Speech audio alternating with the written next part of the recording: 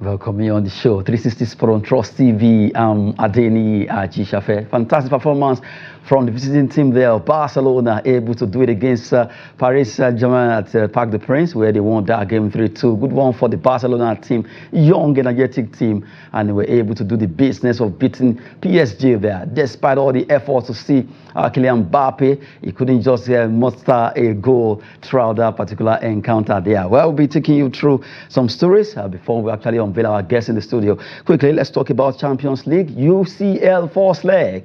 Barcelona beat PSG 3-2 in Paris. As you just saw there in that particular clip there, well, congrats to Barcelona. First leg gone now. The second leg coming up over there at home. Who wins this particular battle? Well, anything can still happen with football. Just underrate any team. But right now, Mbappe seems not to be a happy man for the fact that he could not save his team in that particular encounter that took place at home in France there. But for Barcelona, a big one for Xavi and his boys right now being able to do the business of getting a win away. And right now going back to no camp or camp, as some people call it. Let's see who stays on, and things can actually be reversed if they go to sleep. Still talking about UEFA Champions League, let's look at the second story, the second game that was played also yesterday. Atletico Madrid edged Dortmund 2-1 in first leg at Wanda Metropolitano. That game favored Diego Simeone and his lads as they were able to win there. They won that game 2-1 and really celebrate for the fact that they were able to do the business. But they have to be very strong because they go away, and Borussia Dortmund right now are battle ready for the second leg that will be coming up at the Signal Iduna Park over there in Germany. Can they turn things around or turn the table? Well, it's left for them to actually showcase their talent in the second leg that will be coming up in the UEFA Champions League, and really it's getting more interesting for all the teams that are participating right now. We saw what happened between Real Madrid and Manchester City, showing us a lot of good football on that particular encounter on Tuesday night. Fantastic performance from the two teams.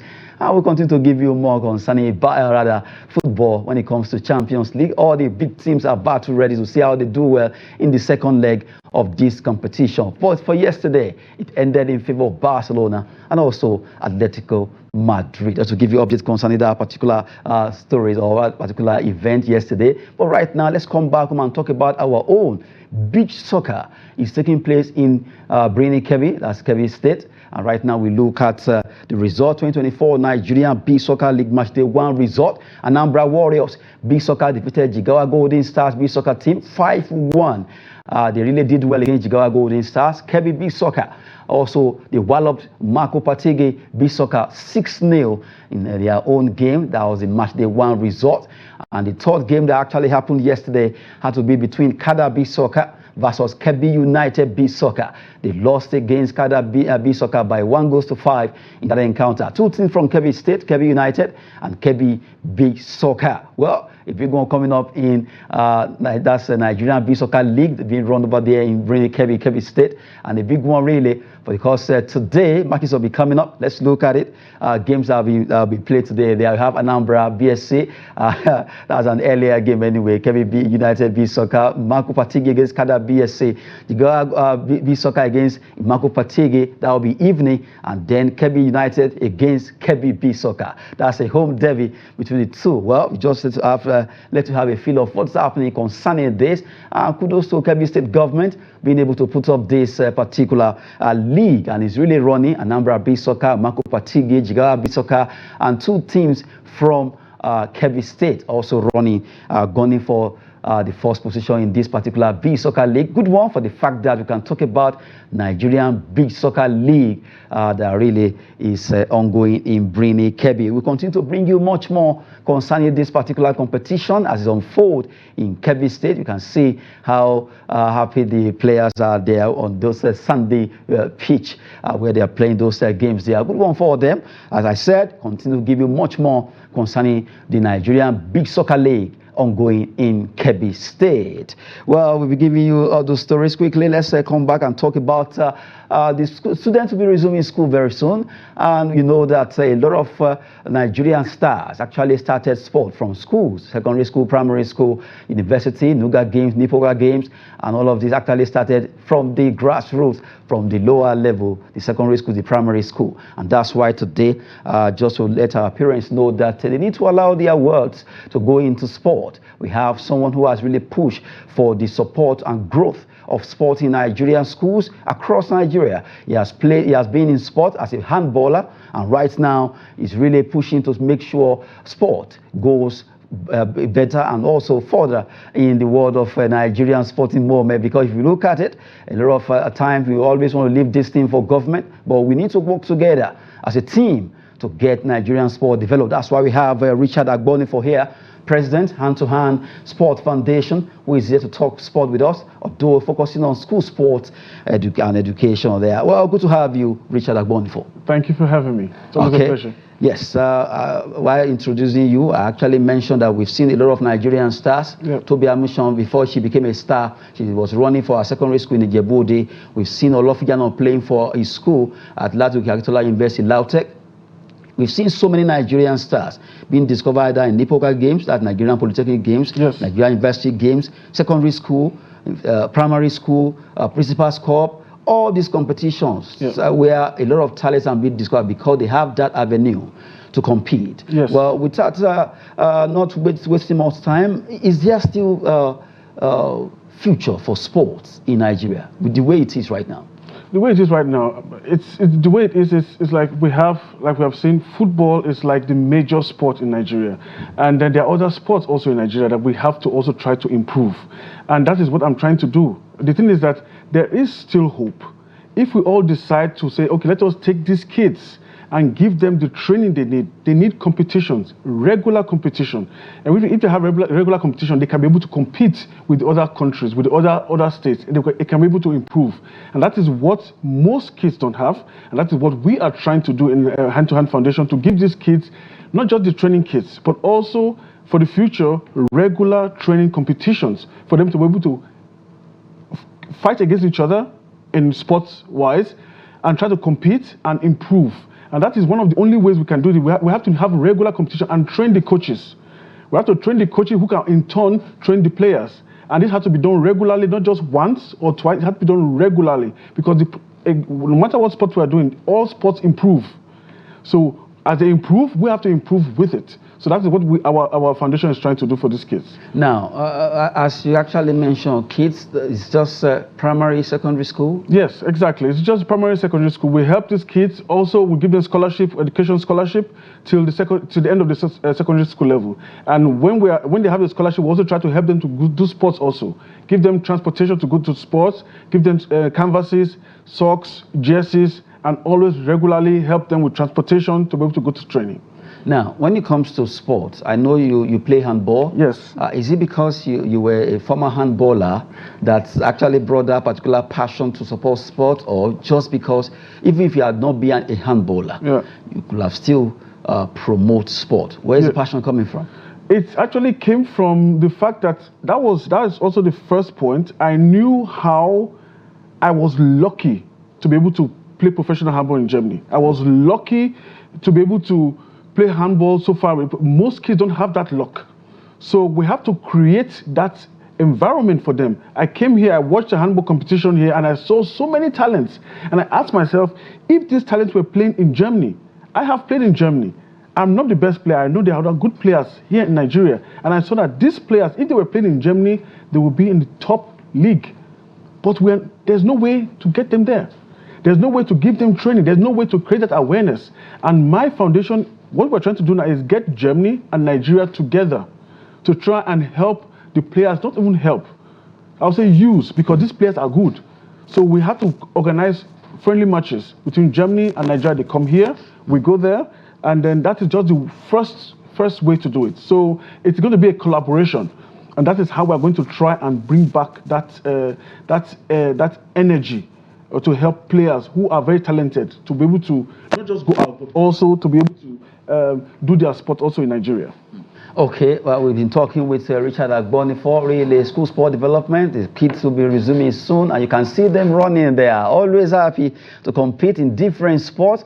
be it athletics, be it judo, karate, handball, different sporting movement that you see our kids really. I noticed that a lot of children actually love sport. Yes, but we've seen where parents, to some extent, maybe because of the fact that they are afraid that if this child should be injured now, nobody will be there to help. So that's why some of them actually dissuade their wards to go into sport. Yeah, and that is a very, very good point. It's a very, very valid point.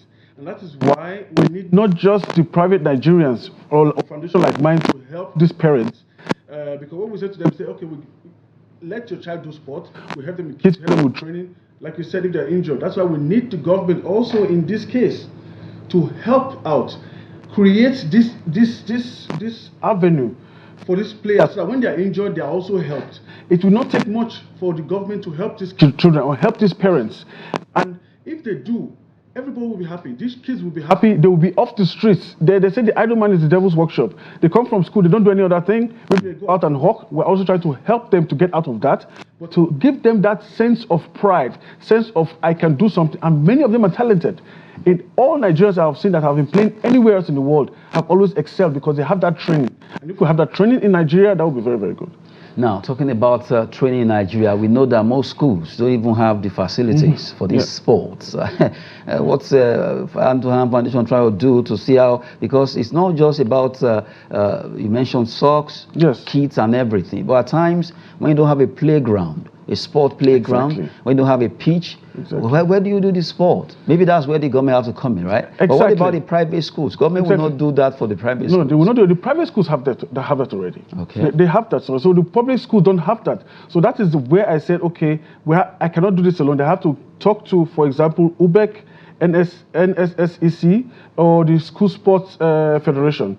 So I'm meeting them. UBEC is that's Universal Basic Education. Exactly, exactly. So we're going to meet with them on this weekend, have a sit down, and have a talk, a very concrete talk. How can we change this? Where are we lacking?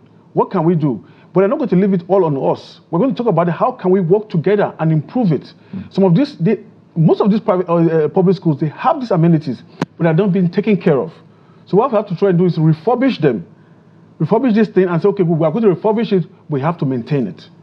So first of all, we have to talk together. The private sector will help. But the public sector, the government sector have to try and maintain this and also help us. So when we want to create the competition avenue, also help us to make sure that these kids are regularly, it is in their curriculum to do training. And that is the way we can also work together. In the curriculum, we will get the amenities there, we'll get the facilities there, refurbish facilities, and we'll meet. And this is what we're going to do this weekend. And they have already promised me that they're going to show up. And we're going to have a talk. It's not just about talking, we have to do. And that's what we're going to do very soon. So it means the Nigerian School Sports, that's NSCEC, and the that's the Universal Basic Education, all working together to see how they can infuse sports into the curriculum of the kids. That's it, at least in a way to encourage the youths out there, the young ones who are just growing, for them to go into sport. That's why Richard Agbonifor is here to let parents, guardians know that yes, that's a body trying to see how they can push for Nigerian sport to get better when it comes to growing. Growth is really what they are actually hitting on the head. But right now, let's talk to encourage the young ones, because a lot of them will be watching. Okay, what did you do as a sportsman? Take us through your journey as a handballer. So my journey, it's a very, very long journey. So when I started playing handball, my mother did not want me to play handball. I had one shoe. I think I've already told this story before. I had one shoe for a long time. It was socks. We used one socks for 1 year. I loved the game, and that love for the game told me this is what I wanted to do. So even when I left, I went back to school, but I still went back and I played professional. So I finished my handball circle here in Nigeria. Then went to Italy, played professional handball in Italy, and also went to Germany and went to Italy and then to Germany. And that is how I moved from different leagues. And then after some time, I said, okay, fine, I've already finished, I've already done what I want to do. Sport is enough now. Let me try and give back to the community and give back to the kids who want to do sport. So my journey was a very, very long one before my injury. But the thing is, it was something that brought me to where I am today. Were you opportune to play for the senior team of Nigeria? Yes, of course. I played. We went to Malaysia in 1994. That's the Golden Arrows. Not the Golden. Not, that's before they had the name. Okay, before they changed the name to Golden Arrows. Exactly. But at least it was a national team. Exactly. Handball national team. Exactly. So I didn't have a long stint with the national team. So, but also for my club, we also played for Nigeria, represented Nigeria at the time.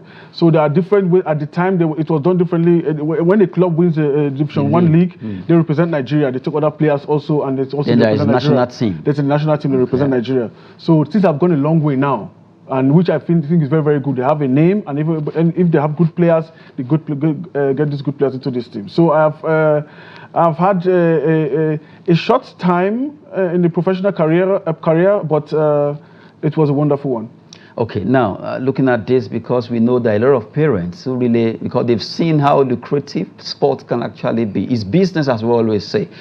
We've seen that sports have changed a lot of Nigerians' lifestyle. Those who actually didn't even step into school, and those that went to school, one way or the other, they still, those that didn't go to school decide to let me go back to school, because they've seen that out there, after the sport, they must fall back on something. And then running their business. We see so many Nigerian footballers as international in athletics, like handball, judo, karate, different sport. And right now, talking about this particular topic is a big one, because for the young ones out there who are watching, they are on holidays now, they'll be resuming school, they can take a cue from you that, okay, if you could play handball, I can also do table tennis. I can also do karate, tech ball, different sports. Now, parents out there, maybe parents, body who might want to have interest in joining this cause.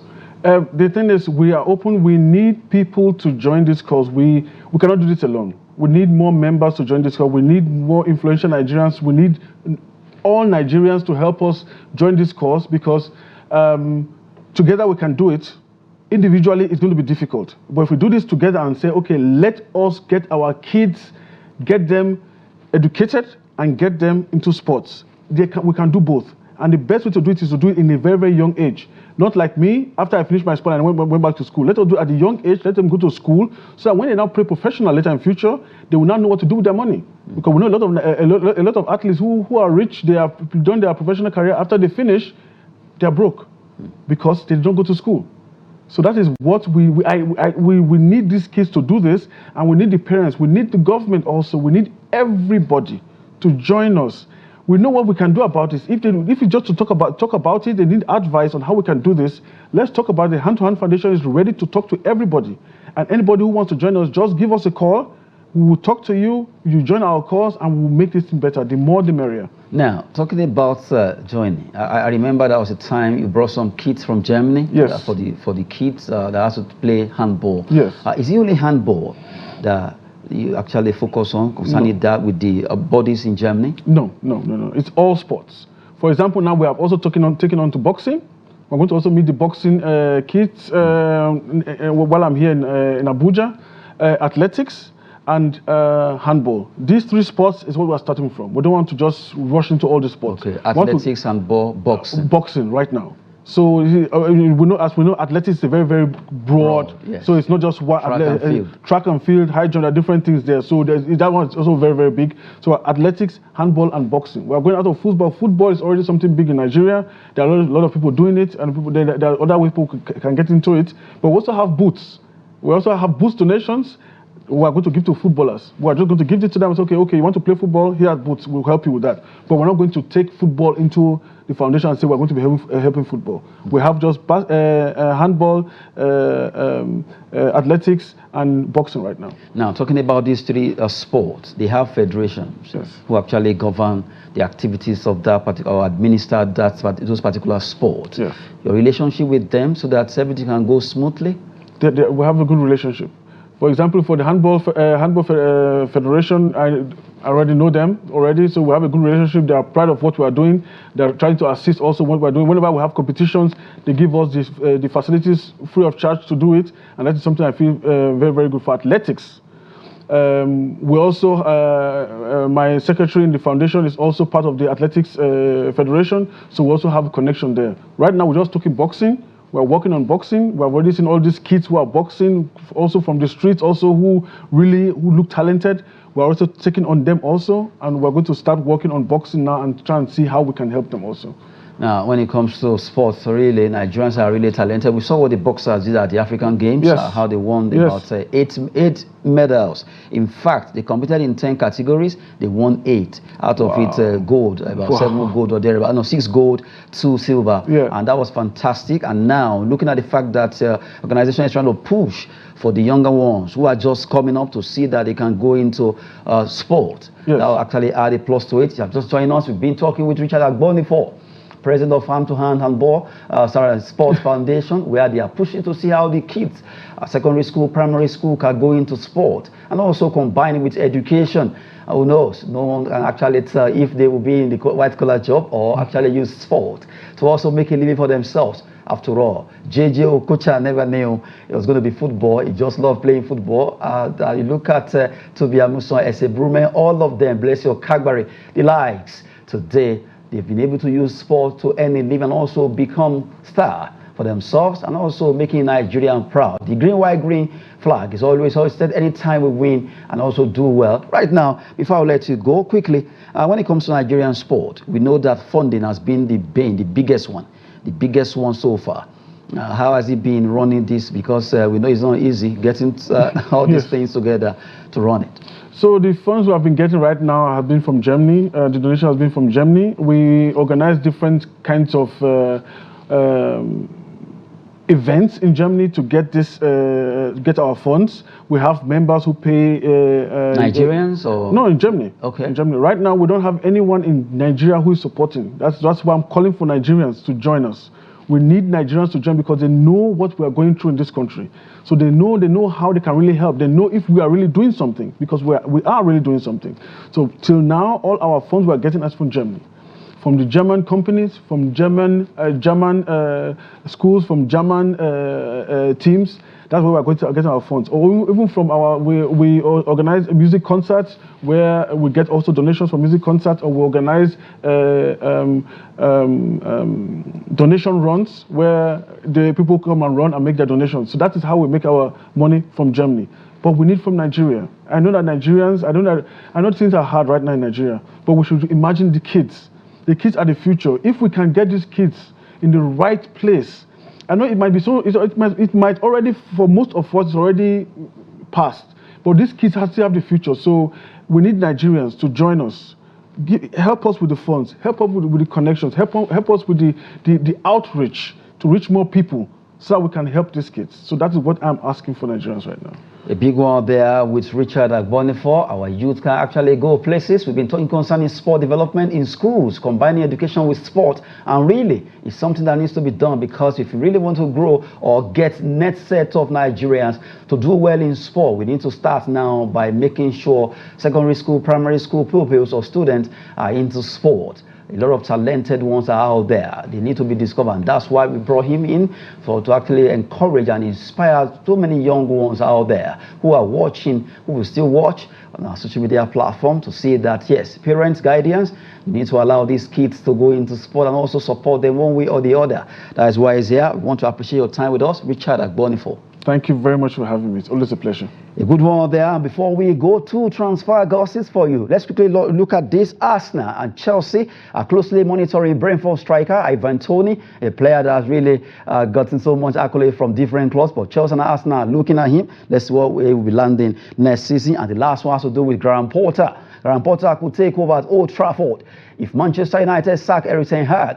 The way it's going right now, Ten Hag is not really in good books of Manchester United hierarchy, and things can actually go south if that's why the if is there. And if it goes south, who knows? Maybe Graham Potter will come with his magic wand and take over at Old Trafford. Yes, that's it on the show. This is Sport and Cross TV.